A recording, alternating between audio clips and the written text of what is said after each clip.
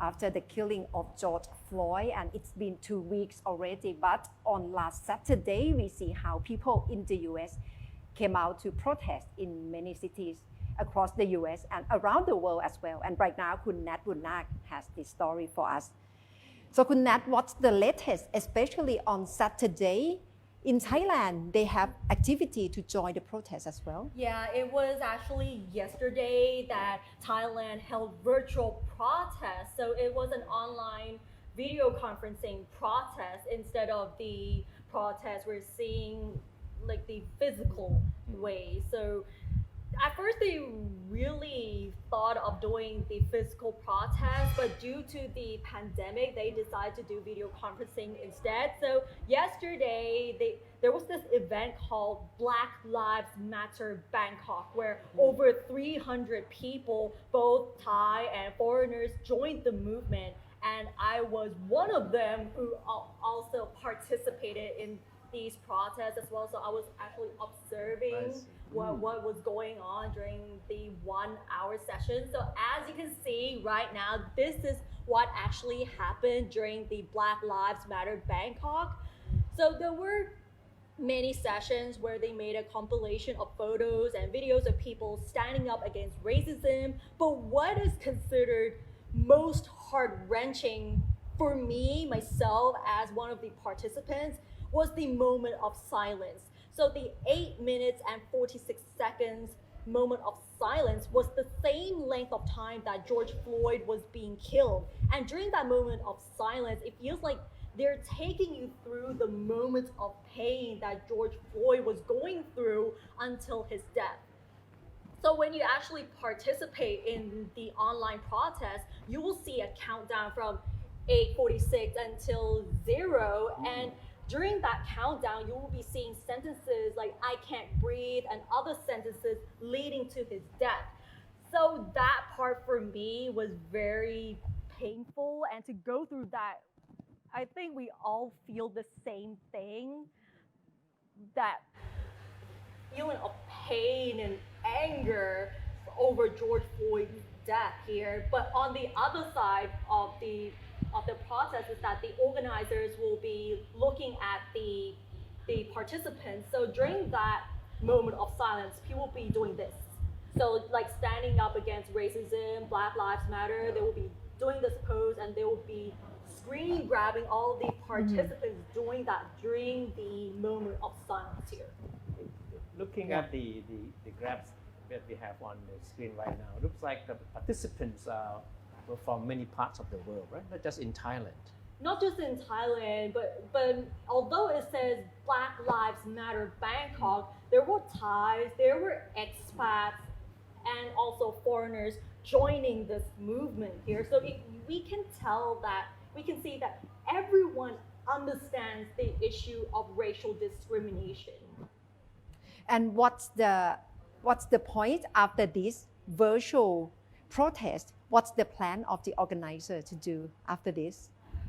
I would say their plan for the organizers after this, they hope that they will actually hold the real protest later on after COVID-19. But after the session is that the organizers also had an interview saying that racism does exist in Thailand, but a lot of people are not so aware of the issue yet. One of the co-organizers made a comment about racism in Thailand as well as in Asia. So let's have a listen to what they have to say. Racism in Asia? I definitely think racism exists in Asia, exists all around the world actually. But yeah, we even in Asia, we still have a long ways to go. There's a lot of racism. It might be very different from racism in America, but it's still here. I think a lot of people in Thailand are not aware of it, or sometimes their racism is very subtle, so they don't realize they're racist. But I think it's about learning, being aware, and things will change, but they'll change gradually over time. Government's tactless response.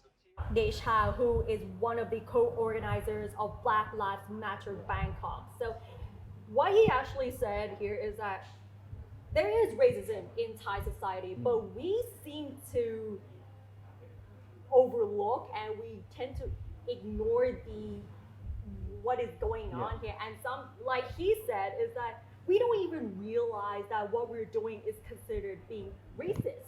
No, I agree with his remarks because I believe that racism does exist in this country, but in maybe subtle form, form that Thais accepted it as being normal. So, but we certainly have to admit the fact that there is, racism in Thailand in that sense. A lot, and we gotta say that the media has a huge influence over the way we think, the way we perceive, particularly with skin color. For example, we tend to prefer people with lighter skin complexions, preference over whitening products, because Thai people believe that having lighter skin is more attractive, whether having darker or duller skin is deemed unattractive, and for some people might think it's considered low class. The media and TV advertisements overpraising people with lighter skin and how they shine over the models with darker skin, and some of the ads sparked outrage a few years ago where they overly emphasized the importance of having lighter skin. If we all remember a couple of years ago with the ad called แค่ขาวก็ชนะแล้ว where they actually compared two different models, one with completely dark skin and one with very light skin, and saying things like, if you have white skin or lighter skin, you will win. So that really sparked massive outrage that they even had to take down that video. So the message from the forum was also meant for Thailand as well. Exactly. Not only about what is happening in America.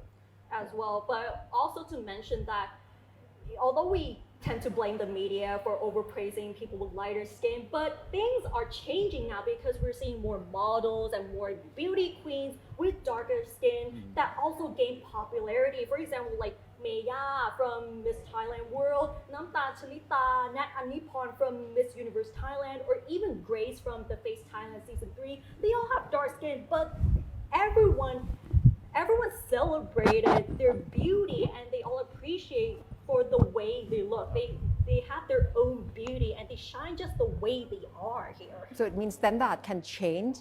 People can prefer darker skin as well. As well, yes, definitely. I think beauty has no limits and no borders because it's like anyone can be beautiful no matter which skin color you have. But that's only one side of racism in Thailand. Yes, just one side.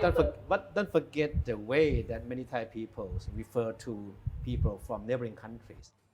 Yeah. And then that certainly reflects the attitude of Thais toward people of different races. I think it's not just being racist amongst people with skin color or people with neighboring countries, or sometimes we tend to call them names.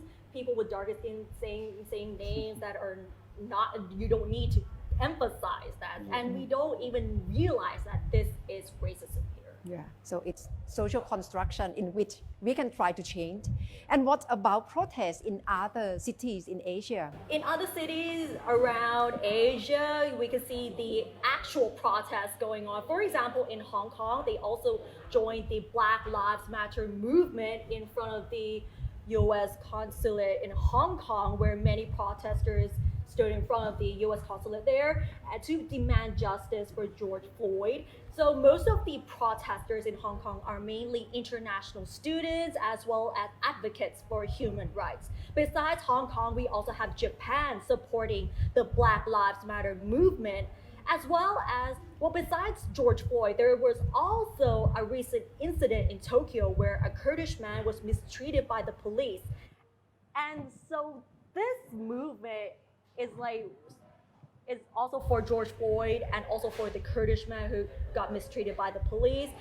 South Korea also held protests as well, where a large group of activists and foreign residents came together wearing masks and holding signs to support the Black Lives Matter movement. But interestingly enough, one of the protesters said that South Korea is becoming a multicultural society. So that is why they decided to come out and raise the awareness of racial discrimination.